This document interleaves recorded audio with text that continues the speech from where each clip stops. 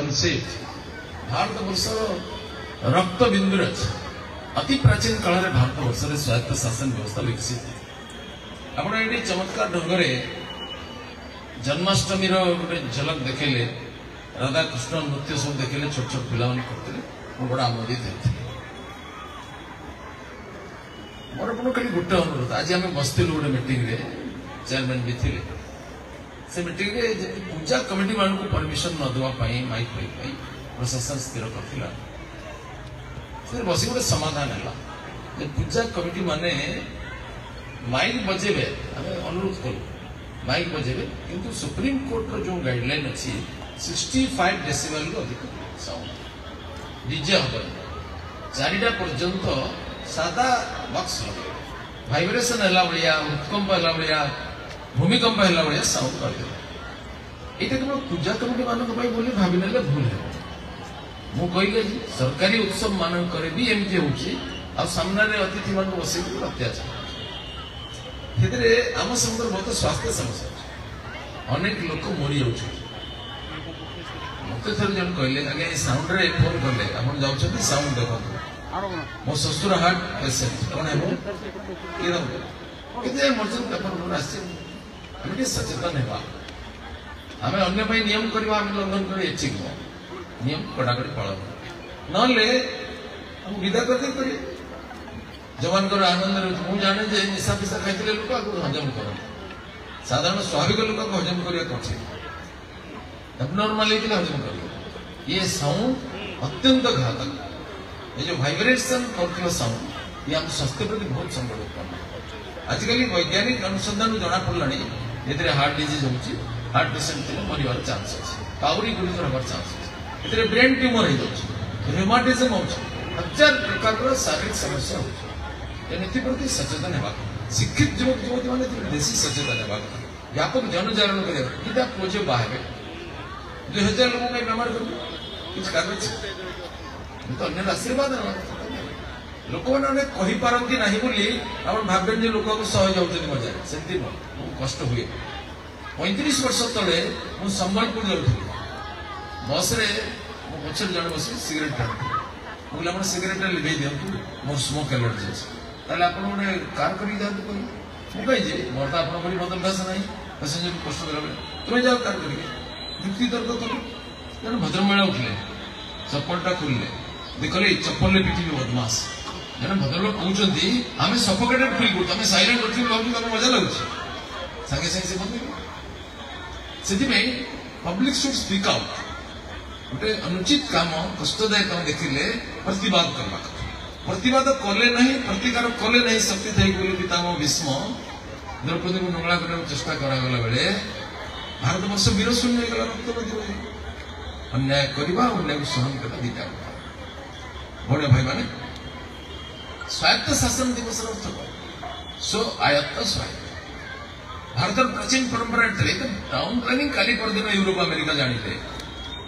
हजार हजार वर्ष तले 5-6 हजार वर्ष तले जो महेंद्रजार हरप्पा सभ्यता विकसित होता देखिए आज पृथ्वीर समस्त टाउन प्लान आश्चर्य जे किपरि टाउन प्लानिंग होता किपरि नगरीय सभ्यतार विकास होता अत्याधुनिक व्यवस्था सब खंजा होता वाटर सप्लाई सिस्टम अन्य सब प्रकार व्यवस्था रास्ता घाट सब समस्त सहर बड़ बड़ सहर जो सब इम्यूनिटीज अच्छी से विकसित होता तार भग्नावशेष देखिए लोक आश्चर्य जिते अन्य जगह गाँ भी ठीक ना लोक मैंने अक्षर शिखी नी यूरोप अमेरिका से समय चमत्कार शिखता आम देश विकसित से समय भी स्वायत्त शासन व्यवस्था विकसित आम प्राचीन शास्त्र वेद पुराण तंत्र स्वायत्त शासन व्यवस्था कौटिल्य अर्थशास्त्र अच्छे ग्रामीण स्वायत्त शासन नगरीय स्वायत्त शासन दुई प्रकार स्वायत्त शासन व्यवस्था विकसित सभा समिति सब मान हूँ ये गोटे पारिषद वर्ग से किसी निमंत्रित सदस्य थे किसी मनोनीत सदस्य किसी एक्सपर्टाइज भिन्न भिन्न डकाई एमाने राजा को शासक को मार्गदर्शन परामर्श 99% अलंघ्य एपरी व्यवस्था विकसित गणतंत्र आम रोम रोम विद्यमान एवं आम देश नाना कारण 2000 वर्ष धरिक पराधीनता सर्वशेष आक्रांत आम देश जो 200 वर्ष लुटिले से राजा सेनापति नथिले गोटे कंपनी लुगा तैयारी कर लुगा बुणुथिबा गोटे कंपनी ईस्ट इंडिया कंपनी से आसिला आम देश में सुविधा सुजोग नहीं व्यापार वाणिज्य कला कुरुकुर आम देशर एकतार अभाव सुजोग नहीं आम देश पूरा राजनीतिक भाव में पराधीन प्रथम वाणिज्यिक आर्थिक पराधीनता राजनीतिक पराधीनता सांस्कृतिक पराधीनता एपरी व्यवस्था कले आम देश समस्त शिल्प खत्म इंग्रेज मैंने देश को आसवा पूर्व आम लुण तैयारी कर आईन करके बाध्य कला 3 दिगर समुद्र लुण आण लिवरपुल लुगा आण मानचेस्टर लुगा आण आम गाँ गाँव तंती थे साधारण वस्त्र ठारू अति दामिका वस्त्र भी था राजकीय पोशाक भी तैयारी होता जमी खदड़ लुगा तैयारी होता पट्ट शाढ़ी माणियाबंदी शाढ़ी संबलपुर से देश विदेश में व्यापार भी करते किंतु आपको सब समाप्त कर दिया लुगा आईन करके बाध्य कला धीरे धीरे आम देश अर्थनीति समाप्त हो शोषण कर इंग्रेज मान अत्याचार जर्जरित भारत वर्ष विद्रोह ये विद्रोह गुरुत्व कमेवा इंग्रेज माने सिपाही विद्रोह ना देते जन विद्रोह नुहे सिपाही विद्रोह आरंभ होता सिपाही किंतु से रहा साधारण लोक विद्रोह पूर्णला 1857 मसीहार विद्रोह जहाँ इंग्रेज मान सिपाही विद्रोह नाम एवं वीर सावरकर कहले फर्स्ट वार ऑफ इंडिपेंडेंस भौणी भाई माने ये विद्रोह परिणाम जदि आम सकारात्मक नुहे किंतु तार दूरवर्ती परिणाम आम पाइला कंपनी हाथ शासन क्षमता इंग्रेज राणी इंग्रेज सरकार प्रत्येक वर्ग भारत शासन व्यापार छाड़ी जहाँ व्यापार वाणिज्य कर हमको रॉयल्टी पका किंतु एवं प्रत्येक किसी जनहितकर काम योजना करा भारतीय को शांत करने आवश्यक बोली से अनुभव सबुदिन शासन कर भाई नहीं पारे भारत को जिते लोग आस शासन करने कई दीर्घ काल रही पारती 2000 वर्ष भितर भिन्न भिन्न जाति ग्रीक सका हुण तातार अफगान मुगल जर्मन ओलंदाज फ्रेंच डच पोर्तुगीज इंग्रेज आम शास्त्र लड़ीचु शस्त्र लड़ी शस्त्र केवे हारी शास्त्र सर्वदा पराजय पुणी भाई माने इंग्रेज माने यहीपरि नानाविध चक्रांत करके भारत गौरव को समाप्त करने चेष्टा कर भारतीय मान मन में गोटे प्रवणता तैयारी विशेषकर शिक्षित युववर्ग भितर जहाँ कि भारत गला जहाँ कि यूरोप अमेरिका तैयारी सर्वथा पूजनीय श्लाघ्य अभीप्सित आकांक्षित से मोर जन वकिल बंधु कोर्ट में आसती 30-35 वर्ष तले गोटे केस मत कहले शिक्षा कहीं कर आपचर वैज्ञानिक कारण अच्छे कौन अच्छे बोले तुम कलाकोट कहीं पिंच आपचर वैज्ञानिक कारण कौन अच्छे अरे इंग्रेज मान देश में बरफ पड़ुच तापांक 0 डिग्री कम 65-70 डिग्री माइनस तेणु से पेंट कोट नेकटाई गाउन पिंधिक चलिए आम तो गरम देश ढिला पायजामा पिंधि कहीं चलो ना इंग्रेज पाड़टा मिठा लगे जहाँ शिखाई जोटा भारी बरांगी साहेब वाक्य प्रमाणम सी कहते कालिया पिंधदेव कि सी कहते मम्मी डैडी डाक्देव डाक माने बुझ न बुझ से माँ बापा को भी डेड बॉडी सामने स्वायत्त शासन अर्थ हूँ आम भितर गोटे स्वाधीन चेतना थी मर्ष जागृत होता स्वामी विवेकानंद 1857 मसीह अमेरिका जो पचारे आप आध्यात्मिक शक्ति अच्छी you are having so much of spiritual power why don't you bring freedom to mother India Bharat को कहीं स्वाधीन कर दो Because I can bring freedom to mother India tomorrow. But where are the men who can keep up this freedom? मु काली स्वाधीन कर दे लोक कहते जे स्वाधीनता को धर रखे गोटा सत्य प्रमाणित है कारण भारत स्वाधीन हो दिखंड है स्वाधीन यही सारे पर आउ थोड़े 9 खंड छोट छोट खंड है कश्मीर चली गला तेलंगाना चली गला अक्साई चीन चली गला बेरुवादी चली गला कच्चा तेलु चली गला आ तो आम स्वाधीनता को धर रखे भोले भाई माने ये सब बड़ कथा हूँ स्वायत्त शासन में योग्य मनुष्य निर्माण बिना स्वेच्छाचार स्वायत्त शासन कनसेप्ट ब्रिटिश सरकार को भारत आंदोलनकारी माने बारंबार आलोचना दुई प्रकार लोग थे क्रांतिकारी ग्रुप थे अहिंसा सत्याग्रही थे गोटे ग्रुप नेताजी सुभाष इत्यादि नेतृत्व में जो विराट बाहिनी भारत को आक्रमण करके सशस्त्र सैनिक द्वारा उद्धार करने चेष्टा करते से आंशिक मोटामोटी यू द्वारा आजाद भगत सिंह बलिदान हो कि सुभाष इत्यादि प्रचंड विप्लव हो कि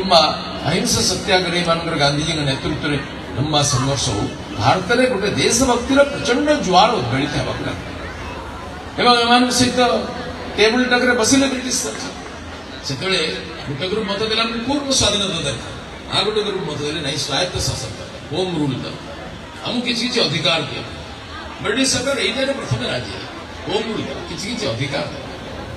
ये अधिकार हमको पूरा मिलला नहीं बारंबार प्रतिश्रुति से लॉर्ड रिपोर्ट होतु कि मंटे को चेवस कोड हो एपरी बहुत लोग प्रतिश्रुति ऐसा ऐसा कर घोषणा नाम भी बाहर किंतु कार्य तो परिणत हुए ना कहीं बाबू माने विचार करती आम कौन कर तेणु बेले बेले जो सब स्वायत्त शासन कमिटी गठन हुए बोर्ड गठन हुए निर्वाचन भी हुए निर्वाचित प्रतिनिधि संख्या कम था ब्रिटिश साहिब मान सरकारी कर्मचारी मान संख्याटा अधिक था एवं धीरे धीरे स्वायत्त शासन जी गोटे फेल्युअर प्रकल्प अनुभव है तीव्र आंदोलन होगा कारण किसी संस्कार आसे बारंबार संस्कार भिन्न भिन्न प्रदेश अलग अलग व्यवस्था है लोकल सेल्फ गवर्नमेंट स्थानीय स्वायत्त शासन नगरांचल विभिन्न निर्वाचित कमिटी ब्रिटिश सरकार आधिपत्य रहा ये सब मालिक है कि जिला एवं हमें देखा यही सब स्वायत्त शासन संस्था मान जो निर्वाचित प्रतिनिधि मैंने रोते अनेक समय बड़ा असहाय थे बहुत योग्य और देशप्रेमी थी कर्मकुशल थी लड़ा बिड़ा कर प्रथम प्रथम खाली गठन होगा कमिटी क्षमता नहीं पैसा नहीं किसी क्षमता दिगला नगर सफाई कर पानी फाणी व्यवस्था कर लिमिटेड रिसोर्सेज एमती हो भारत स्वाधीन होगा पूर्व ए विभाग में जड़े भारतीय मंत्री थे ओडिया मंत्री से होती मधुसूदन दास से भारतर ओडिशार प्रथम ग्रेजुएट ओडिशार प्रथम पोस्ट ग्रेजुएट ओडिशार प्रथम वकील ओडिशार प्रथम एडवोकेट ओडिशार प्रथम Bengal Bihar Odisha legislative council member ओडिशार प्रथम बिहार ओडिशा लेजिस्लेटिव काउंसिल ओडिशार प्रथम वाइस लीगल काउंसिल मेंबर एवं भारतर प्रथम मंत्री जे मंत्री पद को अवैतनिक करने दाबी रे इस्तीफा कले से लेफ्टिनेंट गवर्नर को बारंबार चिठी लिखिले भेटी कहले जे मते बिना दरमार काम करबार अनुमति दिए किंतु मोर जीविकार्जन पाई मोर मंत्री पदर गाड़ी मान नष्ट न करके काम रे अवहेला न करके वकिलाती करके पैसा रोजगार करो तो राज्य है से resign governor general lieutenant governor सब चिठी लिखी your excellency I requested you to allow me to have my legal practice to earn my livelihood without disturbing my duty as a minister and to make my post honorary. But you did not agree. Why I did this? Because everybody is serving under me. The members and the chairman of the local board and the district board are honorary. मो दिन जितने काम करते थे मैंने समझते बिना दरबार मैंने जो मैंने निर्वाचित करते थे. So I being at the top of the hierarchy, getting such a high salary and so much of amenities was the symmetry and the decency of the entire system. मु ऊपर गोटे उच्च वेतन भोगी मंत्री एक गाड़ी घोड़ा पाई पारे सारा व्यवस्था विपर्यस्त तेणु चाहूली बिना दरबार काम कर राजी सो आई टेंडर माय रेजिग्नेशन ये आम ओडिशार भारत यहपरि जड़े गौरवोज्वल व्यक्ति ओडिशा बाहर भारत लोकल सेल्फ गवर्नमेंट विभाग मंत्री थे अनेक काल थे अनेक संस्कार आनी भूसंस्कार को आरंभ केते व्यवस्था से परिवर्तन कर आज ये आम लोकल सेल्फ गवर्नमेंट कथा विचार करुचे आज से एनएससी हो म्यूनिसिपालिटी हो कॉर्पोरेशन हो डेवलपमेंट काउंसिल मान हो आम देखा ये सब आज